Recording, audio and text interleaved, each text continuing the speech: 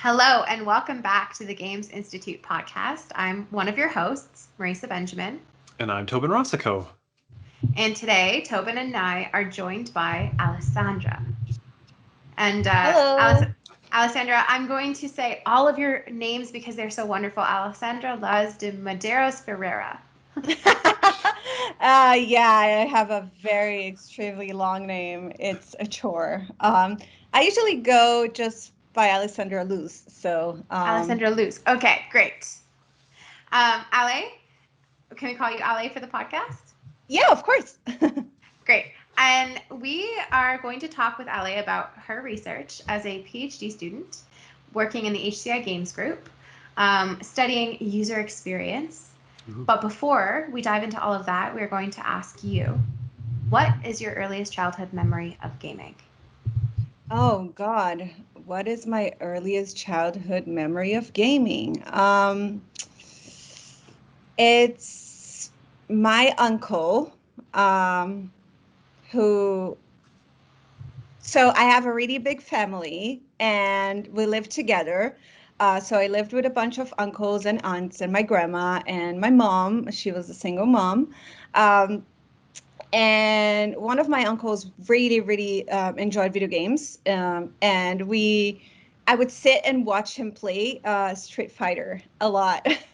So that was one of the things that I used to watch a lot. And then the second thing was he really enjoyed playing, I think it was Mario Kart, but I'm not sure if it was Mario Kart specifically or another racing game. I just know that he would give me one of the controllers and we would play together and just like bounce our bodies, to the same side when the curves were going together. We would scream a lot whilst playing on the TV. So that is the earliest childhood memory that I have of my uncle and Salmo playing with me. Can you walk us through your academic journey that brought you to where we are today, sitting here doing the Games Institute podcast virtually? Okay. Yeah, that would be an interesting walkthrough, I guess. So I'm Brazilian, and my mom, as I mentioned, was a single mom, and for her, studying was always something that was very important, and something that she pushed me heavily to do. And as morbid as it sounds, she would tell me, "You just have me, and if I die tomorrow, no one can steal your knowledge, but people can steal your inheritance." Which is a funny way of thinking about life. But I guess when you come from a place where you don't have a lot of cushions and you don't have a lot of safety, what my mom wanted to give me since I was very little was knowledge. And she felt like if I was empowered with knowledge, I could do whatever I wanted. And so I've always been encouraged since I was a little girl to like study hard and just stay in school. So I did my bachelor's back in Brazil, University Metodista de São Paulo, which is a religious Methodist university, which is funny. They don't have anything of religious based on their parties. And I did advertising, marketing and advertising was my bachelor's, which was in arts. And then at the same time that I was doing my bachelor's, I was working already full time. That's how you roll in Brazil. If you don't have the bank of mom and dad to just like steamroll money onto you for forever. And I was very passionate about marketing and advertising. But it got to a point where I just felt like this is just not enough. And I have a huge industry experience that led me up to my master's. So I worked in advertising agencies, and I worked for Motorola when we had the flip phones. That's how old I am. Uh, so I did like campaigns of São Paulo Fashion Week back in Brazil with Fergie, and all that cool stuff. And I ended up moving to England with an ex of mine. And during my time in England, I had a hard time going back into the advertising market because the kind of job that I did in Brazil was very mixed. It had a whole lot of research onto it, but also creative side onto it. So it was hard to find exactly the same role for me. And that kind of role was kept for people who went to Oxford, like prestigious universities and people who could speak difficult, which is just not at all my style. Um, and so I got this thing where I wanted to do HCI. So I made a bunch of applications to start a master's in human computer interaction with ergonomics, and I got accepted in a bunch of universities. And at the same time, I got a job at Google. And I was like, you know what? I want to make sure I don't like this anymore. And I had a feeling like if I don't like doing this at Google, then maybe I really don't like it anymore. Anywho, went to Google, did not like it.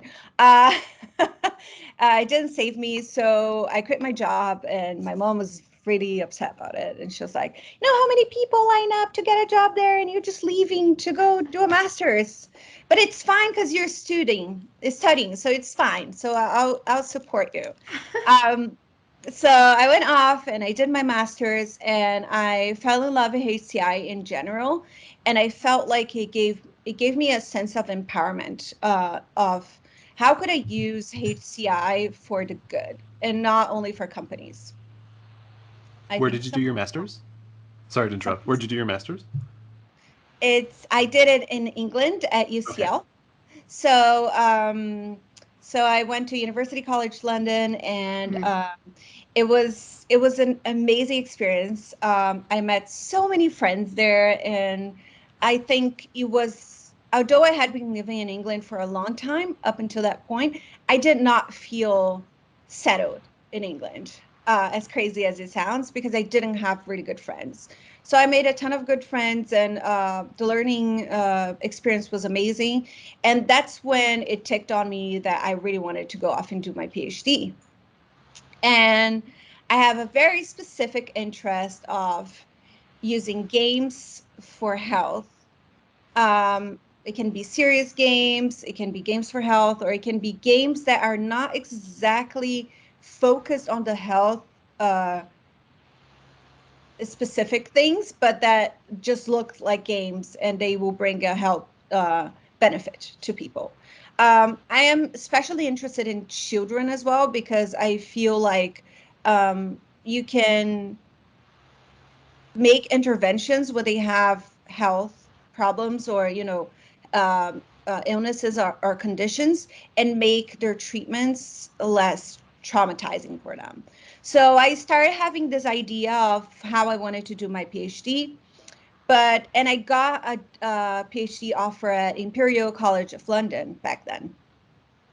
But my life was pretty messy, and I was going through a divorce, and I felt like, because I was there with my ex, and I felt like I just couldn't take that because it would be a big burden, like a huge change, and also pays very badly. And I just felt like I had to drop that opportunity. And the PhD opportunity was going to be at the Helix Center, which is a center for health as well.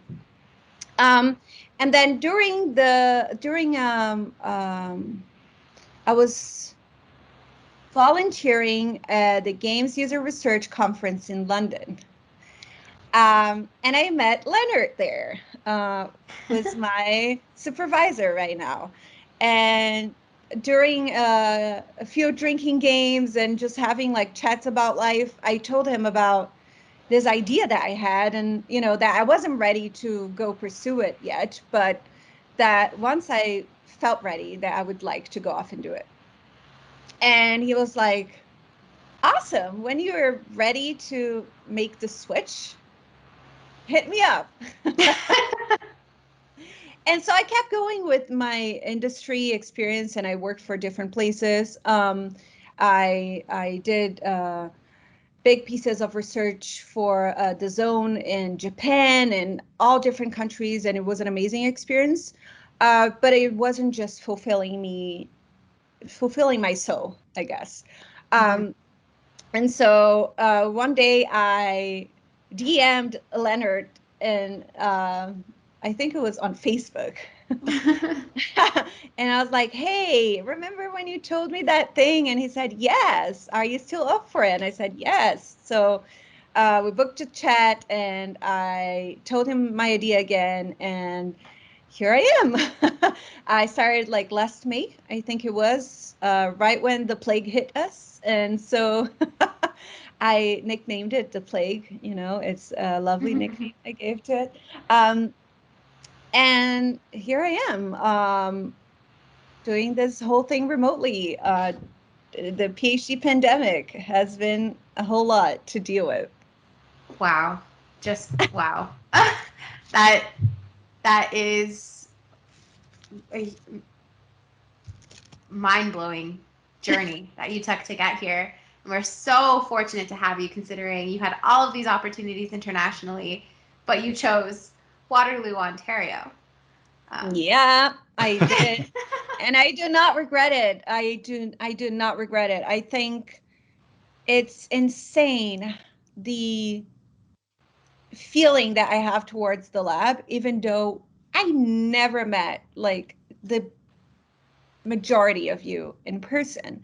I mean, I met Kaylee at Shopify when she was doing her internship there, and she's the person that I kept in touch with like through this whole thing. But yeah, it's crazy. I really love the lab in general, and the GI has so many little pockets of different specializations, and it's just very interesting place to be. Well, so for anybody listening, the two folks that Ali mentioned through this story were Leonard Naka, who is the director of the HCI Games Group, and Kaylee MacArthur, who's a PhD researcher at the Games Institute in the HCI group as well. And she's also on the GI staff helping work with the Slack community and make our online infrastructure better for everybody. We're going to talk more, of course, about the lab that you just mentioned. But before we get to that, we have some questions for you about your research. Oh, So, okay. So you mentioned that you love games and using games for health. So I have kind of a two-parter. So where does that come from? And then at what moment during your academic journey did you realize, hey, I want to kind of pursue that as my main research focus? Okay. That will sound insane or even made up, but that's my life story. So I have a couple eye conditions, and my mom found out through a couple pictures she took of me when I was a baby, and she could tell that one of my eyes were off. So I basically was born with almost no vision in one of my eyes. Hmm. And for my vision to be reinstated, I had to do this extensive treatment that was like a daily grind, basically, that involved exercises and wearing eye patches and glasses. So from 9 months old, I used to wear like these really thick glasses with elastic that goes, on Wow. the back of your head.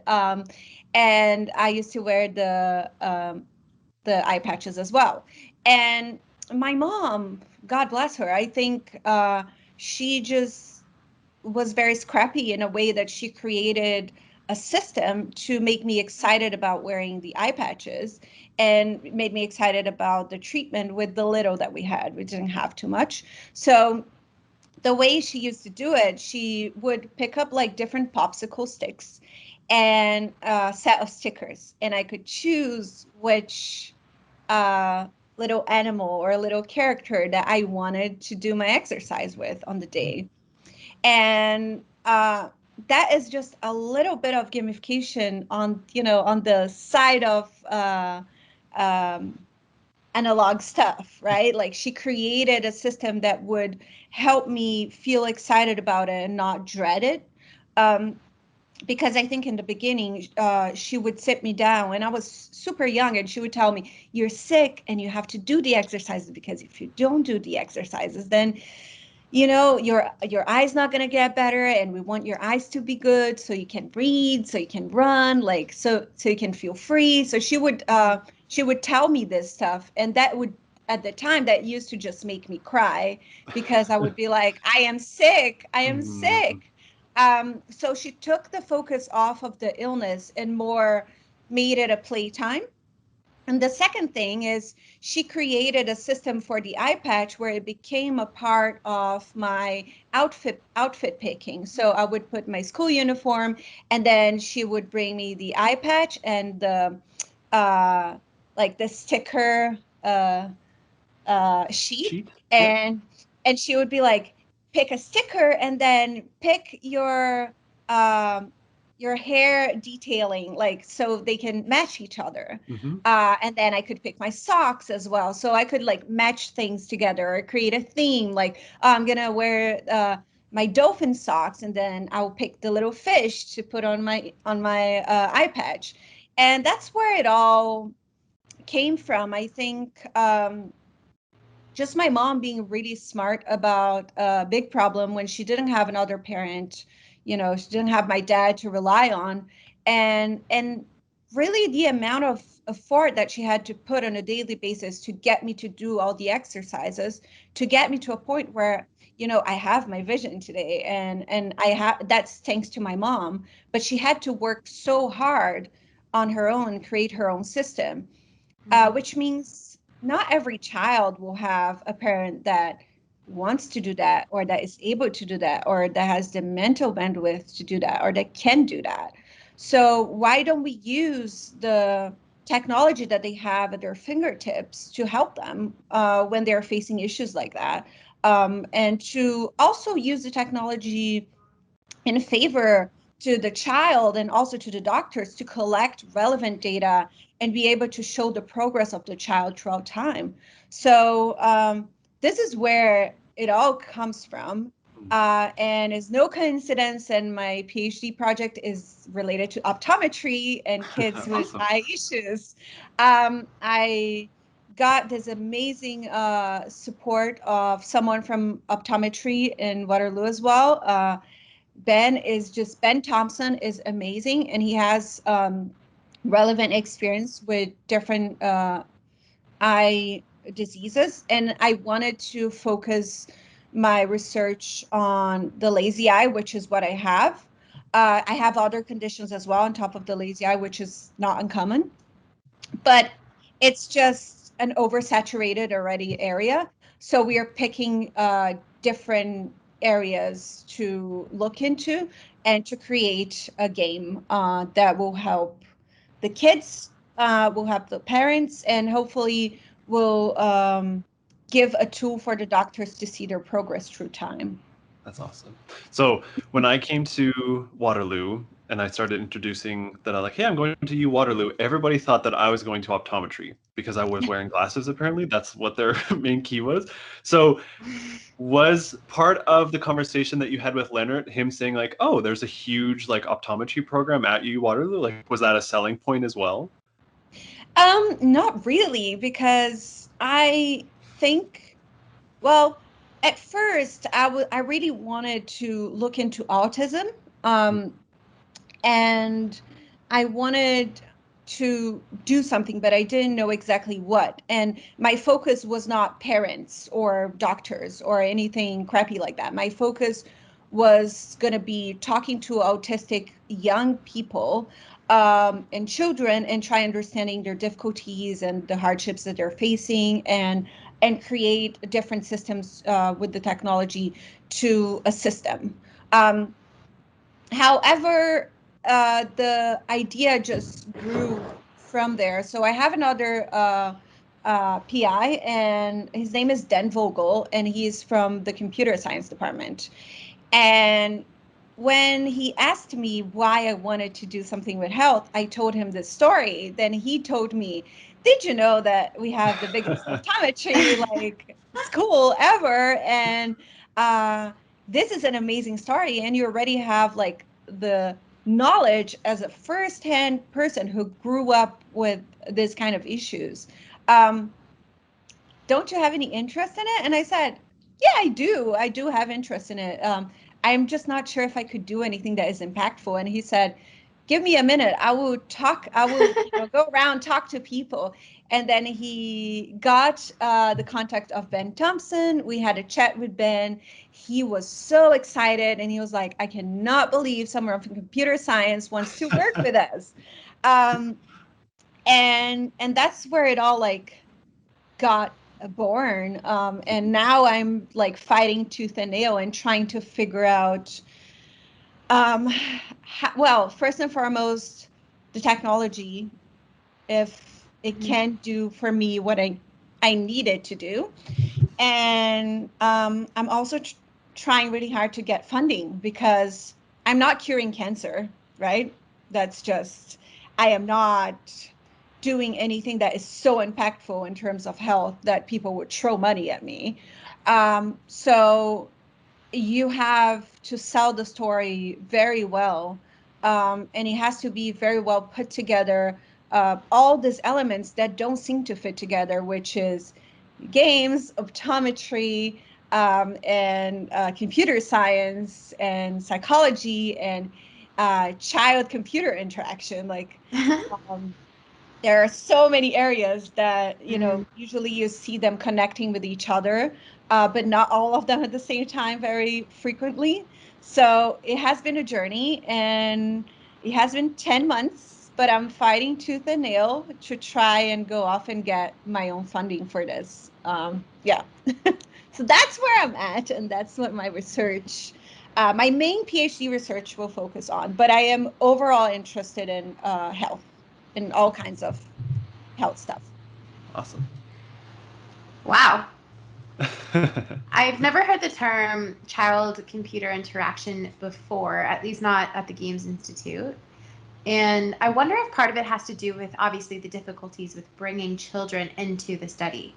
So, what are you thinking so far about, in the future when you have prototypes and you want to run some user tests? What might that look like, and what do you think the potential obstacles you'll have? What will they be? Well, I think first and foremost, I have a personal obstacle, which is um, I will not want to test anything at all on children if there is the slight possibility that I would harm them in any way or their eyes. So I would not feel comfortable to put any of the things that I'm creating in front of children if I don't have an absolute okay from the optometry people that I'm going to be working with. Hopefully, I'm not going to be working only with Ben. Ben mentioned that he will add different people from the optometry side, and our intention is to have. Oh my God, I forgot the word in English. Um, Babe, what is the word of when you test things um, with doctors? It's like a two word. Clinical trials? Yes, thank you. Sorry. Clinical Uh, trial. yeah, so it's part of our plans to have clinical trial. I'm sorry, it's ESL problems, and No, also sorry. I love that moment. Thank you yeah. for allowing us to, because what we're doing here is we're pulling back the curtain on academic research. You are a very accomplished person, and your ESL does not get in the way. I mean, it's yeah, there is the ESL, but also like the disabled part of me where I forget words and just like my brain fog just takes over my whole, thought process, and it happens. And before I used to hide it a lot, and I just got to a place right now where I don't want to hide it anymore because I feel like uh invisible illnesses Mm. are invisible because disabled people are always trying to compensate for others, and that puts the burden on me a lot, and that made me have a huge impact on my health because I am always trying to mask when I'm feeling a certain type of way or when I'm forgetting something, and I'm just making peace with it. That doesn't mean I'm stupid, that doesn't mean I'm less than anyone, that just means the brain fog passed by, and it's gonna go, and after it goes it's gonna be fine, right? So that's how I'm trying to deal with it, and I think it's not only for me but also for the new students that come after me and that are disabled to feel okay that you know it happens, and that shouldn't be a barrier that makes you not want to go and try doing things that feel difficult for you. just keep pushing, and that's how I handle it. Anyways, I digress. So we intend to have clinical trials, so that will be a really, really big, hard issue for us, and that's something that I foresee as a problem, and that will be difficult to accomplish.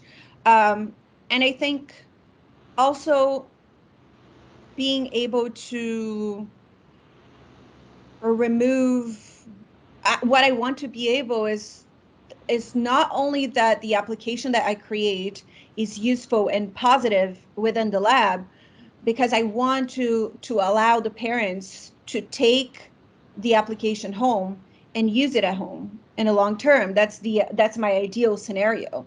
So that will be another thing, is like, how do you make it stick, and how do you ensure that they are using it correctly, and how do you collect the data with all the variables that are going to be introduced when they take it home, and they have some parents will have one toddler with a problem. Some parents might have 5 children, and when the toddler is trying to play their little game, all the other ones also want to play it. Like, how does that look like? So these are some of the issues that I foresee happening. And on top of that, a huge fence that I'm going to have to climb will be ethics, right? And I have no experience whatsoever with dealing with ethics for children, research with children. So that will be a huge mountain for me to climb. And I would be lying if I told you I am looking forward to it, because I am not.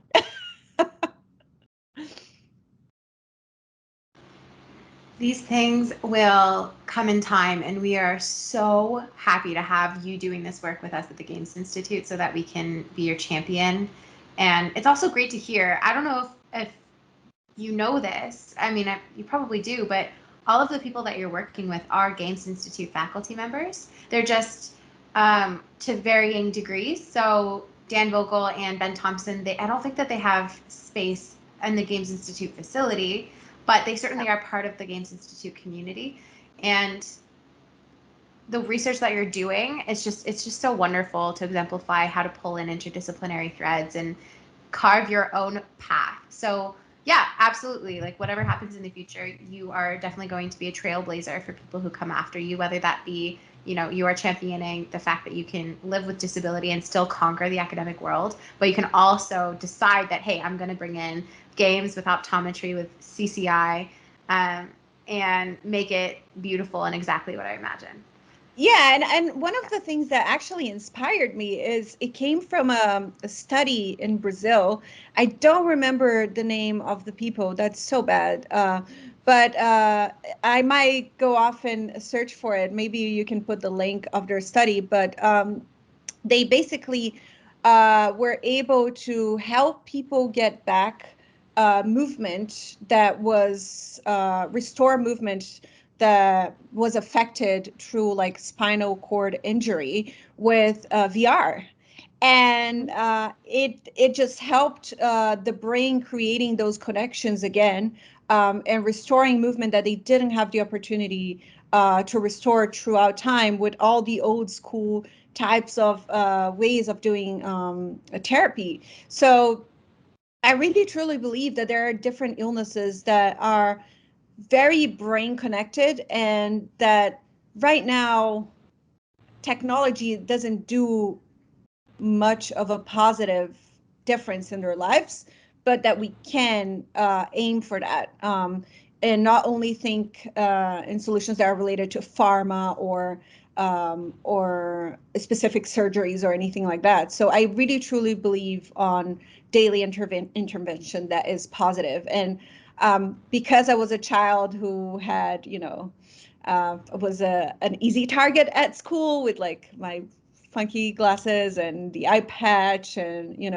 all that kind of stuff, I guess I have a soft spot for children, and my perspective on it is that providing them with a positive treatment and something that I would like to study in the future is maybe that will give them a different perspective on their abilities and their limitations that they see that is connected to their disease, if their treatment is not so traumatizing or exhausting or something that they don't look forward to.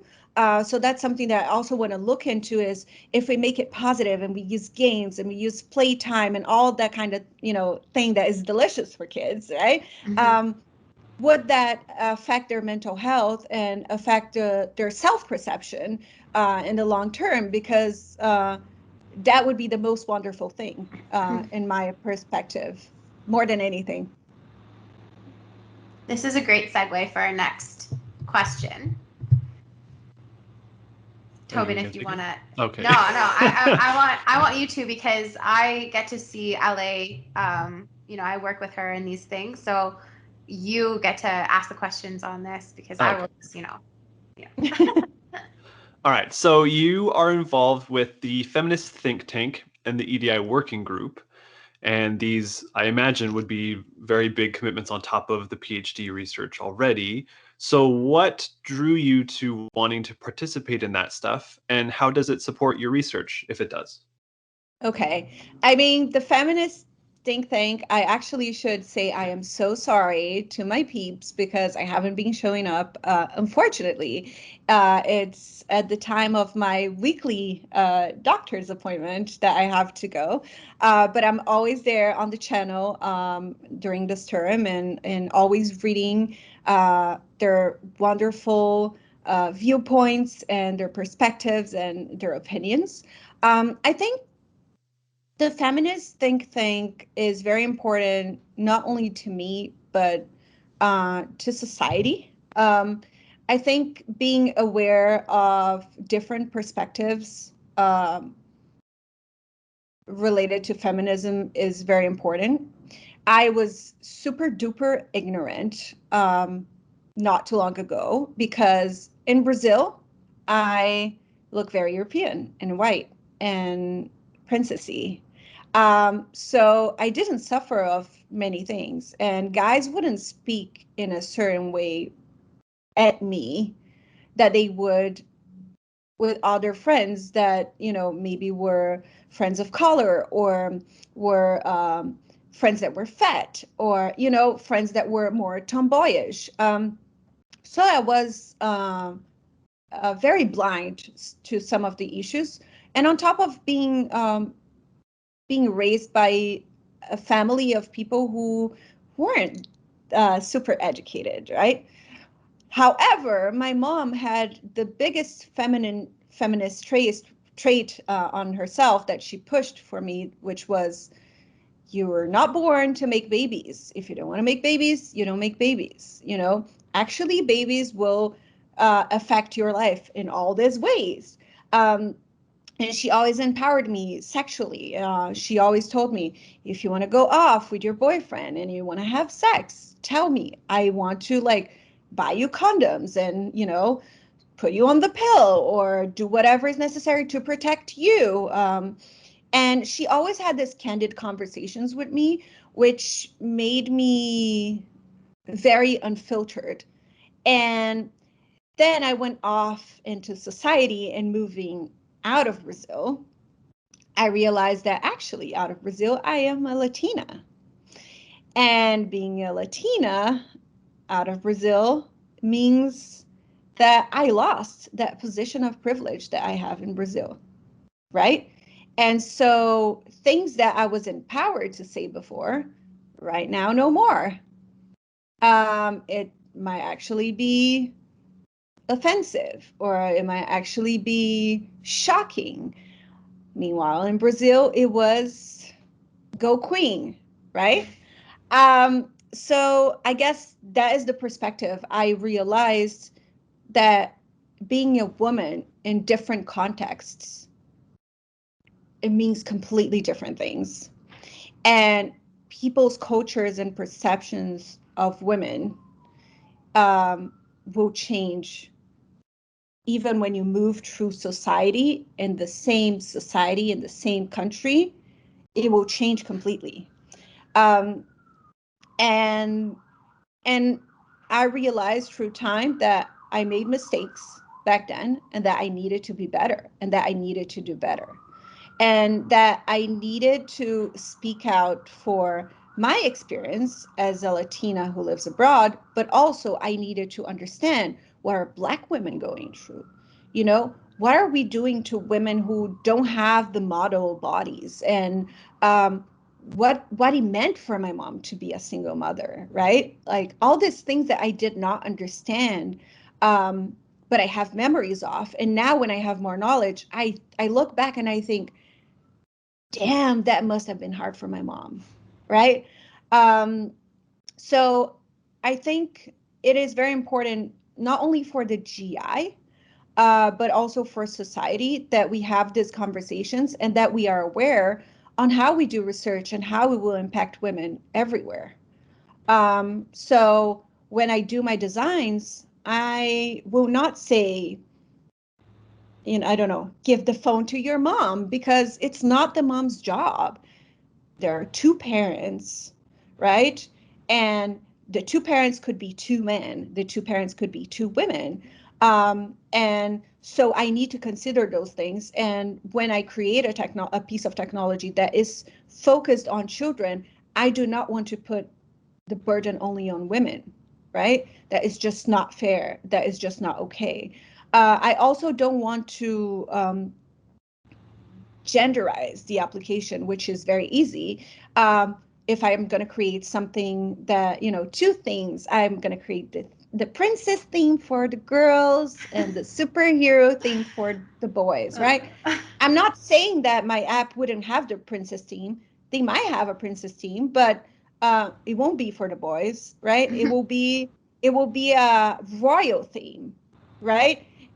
So these approaches and these things that you start thinking about, that the crown can be worn by a little boy, by a little girl, regardless of the gender that they see in themselves. They can just be a royal figure and have their castle and feel empowered by the game, right? The same way, the pirate theme could have cute elements to it, and that doesn't mean it's feminine. It just means it's a cute pirate theme. So I think there are so many different things that the feminist think tank brings to me, is overall knowledge of everything. I think Marisa does an absolute amazing job of giving me some perspective on the hardships of uh, Jewish people that I had never heard before. And although I have watched a ton of documentaries on Netflix because I find it very interesting, um, I think it's just important understanding each other better, and understanding how it impacts different women at different layers of society, because awareness is what's going to make our society better, and not putting the weight only on women is what's going to make society better too. Um, so it's sharing the weight, it's sharing the burden, and it's being able to ask for the right thing at the right time. And I, for once, I am someone who suffers a lot with my directness and openness, and um, I am very matter of fact. I'm very straight to the point. Not in an asshole way. I don't think that's good, but I can be an asshole if someone is an asshole to me. I can be an asshole back. I have no problems with that. However, if I level with a guy, the aggressiveness, then I'm crazy, right? Mm. But a guy is not. And I had relationships throughout my life that didn't empower me in that sense. However, my husband is so supportive, and he tells me, you're powerful, own it, right? You're not doing anything wrong. Yes, there are other men who do these things and they're seen as powerful, right? So I also go participate into this thing, so society doesn't, like, so they don't box me into a Mm. corner that I am meant to belong to, and Mhm. I lose myself, I guess. So this is my perspective on the think tank. Sorry, I think I talked a lot. That was so beautifully put, because in that answer, what you demonstrated was how something that seems completely unrelated to your work is actually directly related in so many ways. The way that you talk about your work, the way that you live day to day in academia, navigating this world so that you can do your work, and the way that you incorporate different elements into what you're going to be creating. I think one of the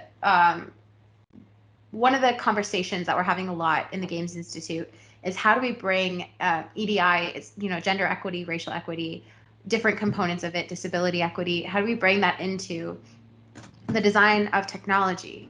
Are we going to have these conversations with industry partnerships potentially? Are we going to do it in our own work? How do we actually show people that it's important and it is related even when it seems completely separate and like it's going to pull us into a tangent that's going to take us away from the work that we're supposed to be doing? So yeah, it's great that you carved out space in this episode where you're talking about your work to, take the time to answer that question in that way. Yeah. Thank you. And I think these are things that we don't have to be fighting for. If we are well informed enough, it will be in the back of our heads and we'll make the right decisions. So it's not like this is a feminist application. No, this is an application that is good for everybody, right? I might make mistakes, and if someone calls me out and I read it, and I'll be like, oh shit, my bad. I did not mean that. I was not aware of that. I am so sorry. Let me talk to you and other people who suffer of the same issues as you so I can go around and fix this, right? That is my perspective. So I feel like nowadays we have this thing where we have these long conversations about feminism and what to do and how to redo things.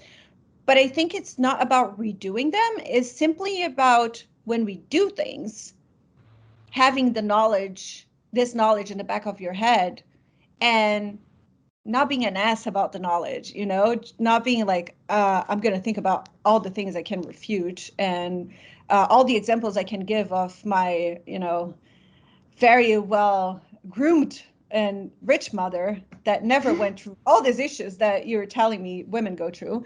And just using that knowledge to the benefit. So whoever will end up being my partner in the application, if they want, like, I'm not going to have these conversations with them.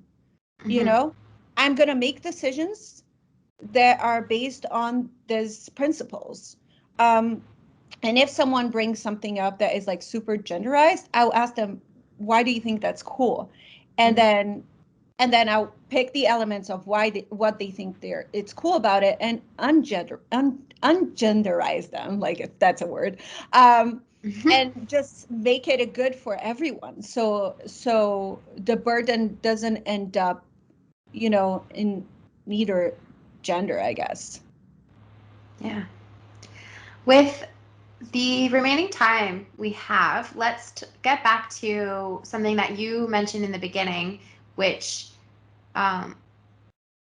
super important to talk about. What it was like for you to join the Games Institute, can't even say it, the Games Institute community virtually. You joined us in May 2020?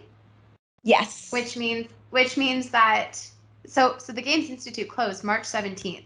Today is March 17th, 2021. We are officially at 1 year of the Games Institute being closed. I was sent home at noon on March 17th, 2020.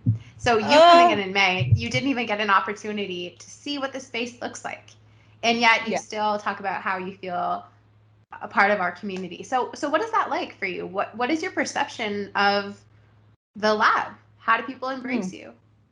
It's so funny because when I first joined, I had a few like bumps on the road with people that right now are just like my bestest friends.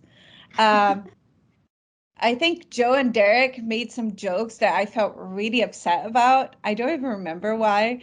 And I thought they were like making fun of me. And now, like, legitimately, I would die for Joe and Derek. And it's a very weird experience gotta tell you that it's not easy to create a sense of community online. But I think I give a lot of credit to Kaylee. I feel like Kaylee is a big soul of the GI. And she has this ability of pulling people together. Um, and I guess helping me through the whole, I don't know anyone, like who do I message and how do I get in sync or in tune with people. And yeah, I just feel like there is this big sense of collaboration that happens. I don't know. I feel like all the ladies around here, there is just huge sisterhood. You know, like we're always there for each other, and I genuinely cannot wait to throw a slumber party in my house and like for us all to have drinks in my living room, and you have to handle my dog being annoying. Like it's just I just can't explain. It's just the sense of openness for people to reach out to each other, and also openness about the bad things as well. So if someone's struggling, they feel free to like talk to each other. We have the channels that we talk to. We hang out on Discord quite a lot. We have the some gaming nights that we do together, which also helps. Yeah, I honestly don't know how to explain. I just feel it when I talk to people online. I don't feel like it goes into a void. That like the conversation keeps going, and we just keep getting to know each other more and more. The GI has saved me during the pandemic, like hands down. So it has been hard. I'm not gonna lie. Doing a PhD completely alone and having so many questions, and then not having someone's desk to walk to, and sometimes having to panic alone at home. But also has been, I think it created opportunities for one-to-one connections without people being into like little groups that normally form into big spaces, and that you don't end up interacting with certain people because you just are not around each other much. So I feel like I had that opportunity. At the same time that I'm at the GI, I am at HCI Lab as well, which is the CS lab, and the channels are just not even close to how much we talk in the GI, right? So it's just a very different feeling. And I guess it comes from the culture of the GI for sure. I mean, thank you for saying so. And also, if I don't know if you are okay to go 15 minutes over because I made you wait a little longer, I'm happy to. We'll go 15 minutes over. I think we better go longer because we need to talk about what games you're playing right now. Oh, oh, I am not playing anything because PhD is killing me. I'm not playing anything. I'm not gonna lie. I have a self-harm mechanism, which is playing League of Legends. Okay. So it's the kind of game that I hate to love it, but I love to hate it, and I can't let it go. Is legitimately an abusive relationship that I have with my own self. And it's the game that I play a lot with my husband. So we play together. He used to play Smite when I met him, and then I lured him into League of Legends. And so there we live. And when my PhD wasn't so crazy, it's the game that I played at least 3 hours a day. Yeah. But I'm gonna say that the biggest game, like I played about 350 hours of Animal Crossing in my first month of Animal Crossing. So I was just like staying up until 4 a.m. And then waking up at like 8:30 because I don't know what kind of flower was gonna come up in a specific island, or like I just had this really stupid chores that I had to do, and my husband was like, "What is happening to you? This is crazy." Um, and then there's another game that I really enjoy playing, but I don't play it that often. And I don't know if you ever heard of. It's called 2 Point Hospital. Doesn't sound familiar to me. 2 Point Hospital is basically like you become a hospital manager. And then they give you this small hospital for you to take care of. And there are different types of diseases, but the diseases are crazy. Like, I don't know, like people are funny dancing or something. And then they just walk into your hospital and they're all like Michael Jackson dancing. And then you have specific types of rooms and trainings that the doctors have to go through to treat these people. And it's basically just managing. And so you build the hospital, you choose the physical appearances of things, you buy specific types of things that you can put around. So like if your waiting time is too long and you don't have magazines or snacks or water, you can see that they are tired, they're bored, they're angry, or they're thirsty, or they're hungry.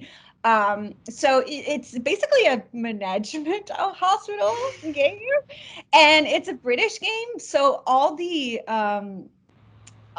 announcements are very sarcastic. Like one of them is like, attention patients, if you're sick. Oh no, what did they say? Uh, the inspector is coming around. Try to look not too sick. Um, um, and it's just really funny. And you have to hire different types of people. And if people die inside the hospital, they become like little ghosts. So you need to hire janitors that have experience in removing ghosts. Otherwise, the ghosts just stick around the hospital, like booing everyone. And then it scares people. So your hospital rating goes down. It's a brilliant game. I love it. Staying in That the health. sounds, yeah, I mean, not just a health theme, but I like during a pandemic, that sounds like a great game to play. It was like when the pandemic first started and that film went, everybody started watching, what was it called? Not Quarantine. I There was Contagion? know. yes, Contagion. Yeah, yeah. Yeah, instead of trying to escape from it, you escape into it through a game. Yeah. Yeah. I mean, I played this game before the pandemic, but it's a good game to play as well. And I bought The Sims. And my husband is really hardcore trying to lure me into World of Warcraft. But we talked about that. The learning curve is just so difficult. MMOs are such a trap. You should Yeah, get him to talk to Jen as well. Like Yeah, don't yeah. talk to Jen. She'll convince you to play it too. I mean, Jen connect was her with your husband. messaging me about it, and actually, her guild name is Simply Perfect. So I told her I really want to join her guild because it's amazing. But it just seems like if you want to adult, you can't adult and play that. And League of Legends, like it's just simply not possible. Like I have to pick a poison. So this has been like some of the things that I've been playing. And I also played Hades a bit. Amazing game. Didn't finish yet, but I've really lost so enjoyed. many time or hours to that game lately. That's my new addiction. It's so well done, and the voicing is amazing. And I'm following the voice actress of Megara on Twitter, and she's Mm. hilarious. Hmm. So I'm really enjoying that. That's a nice game as well. And I started Luigi's Mansion, but didn't finish either. So I started many games and did not finish them, because I've been working so like late hours because of the PhD, and trying really hard to get really good grades so I can get some nice scholarships, and focus on my health project. So yeah, yeah, these are the games. Oh, and Among Us. Yes. I Yeah. mean, I That's the love it. only one. That's the only one I have in common with you because I'm not. I just play on my phone. Yeah. Silly short games. That's it. But I mean, I think these are good games to just let it out and just like space out, you know? yeah, I've never heard it phrased so well. The pick your poison. That's how it is for me. So mine is this game on your phone called Design Home right now. That's my huge kick. Mm. Yeah. And Tobin, what's your poison then? Hades. 80s. Yeah. That's good. And it's so fun because Hades came from a very small 20 20 people team. Yeah. Super giant. yeah, Yeah. It's yeah. crazy to me how a company that small can produce that magnificent of content. It's incredible, so well thought, and like the characters have so much depth to them, and like the way they speak to you, like it's just amazing. Yeah. Like And the colors. That's what really sucked me in was like they have this one color of purple that I'm like, I could stare at this for hours and not even do anything just because it's so, yeah, the palette of that game is so amazing. and their If I was gonna accessibility play is it, so you're good selling it as to well. me. Their accessibility is so good as well. Yeah, Yeah. so Okay. Maybe this is the game that I have to play. Um, but yeah, what a lead up into our closing question, actually. Yeah, mm. so this one might puzzle you a little bit. So we like to ask everybody if you could get everybody in the world to play one game, what game would that be? Oh, damn. Oh, oh my God. What game that would be? Uh, it has to be Danganronpa. What is The, that? the original Danganronpa. So, Danganronpa is the most amazing game I have ever played, and that's how my husband got me really deep into gaming, to the point that I wouldn't give him his PS Vita back, and he had to go off and buy me one. So I played it on a PS Vita. It's an amazing game. It's basically you are a boy, and then it's a Japanese game.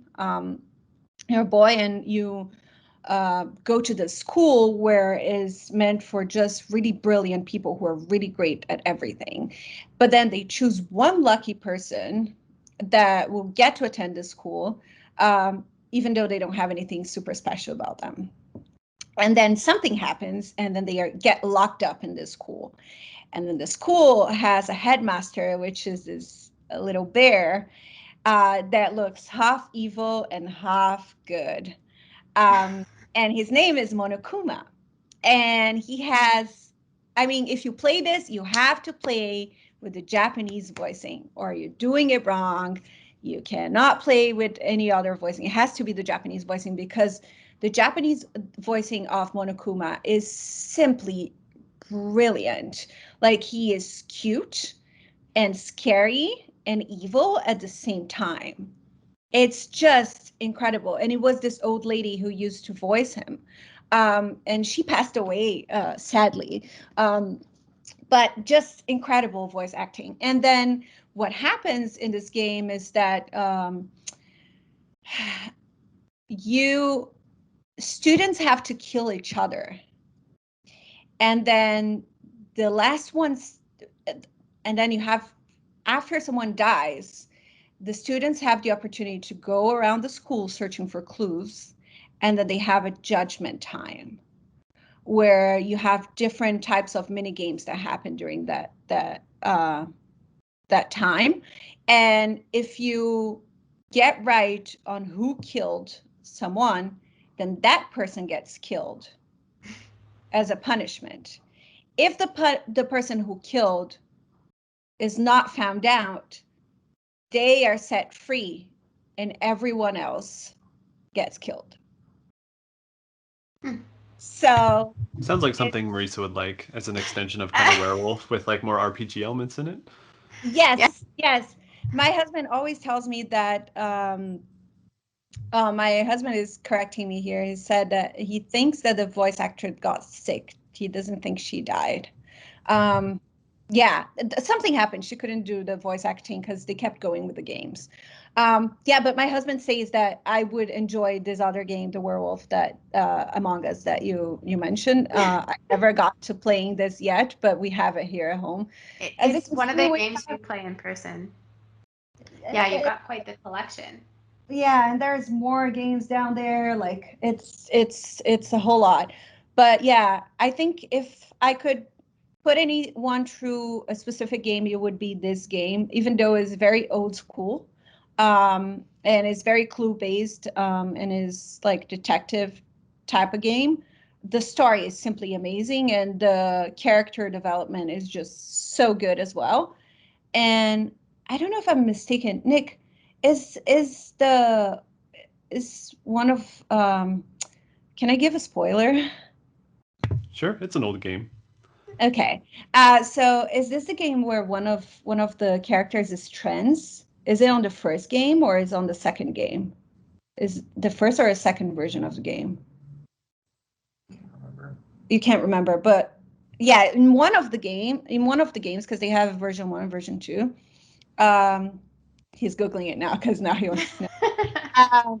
They have a trans character, which for the time, for me, is like, is pretty amazing that they have a trans character there. And I just love it. Which game is she on?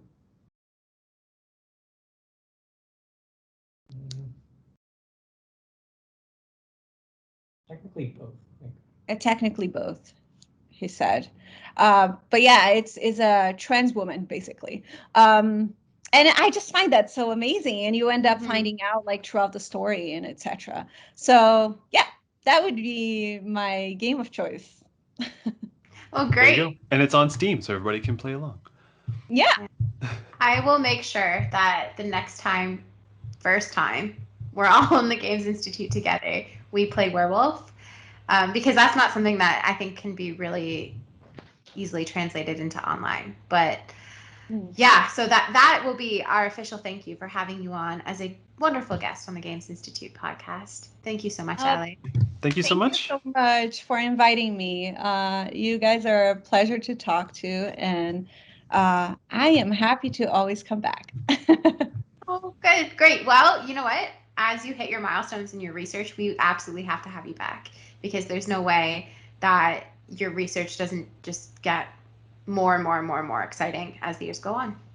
Oh, may this be true. I will do my best. Yeah, if anyone wants to hear any updates on research or me, cursing about academia or crying about my assignments, I have a specific Twitter profile that I'm just talking about that specifically. So is Alessandra Luz UXR, if I'm not mistaken. So just hit me up if you have any questions. If you are thinking about joining the GI and you want to ask anything, you can just come to me and I'll be glad to let you know what are my perspectives on things and how things look like.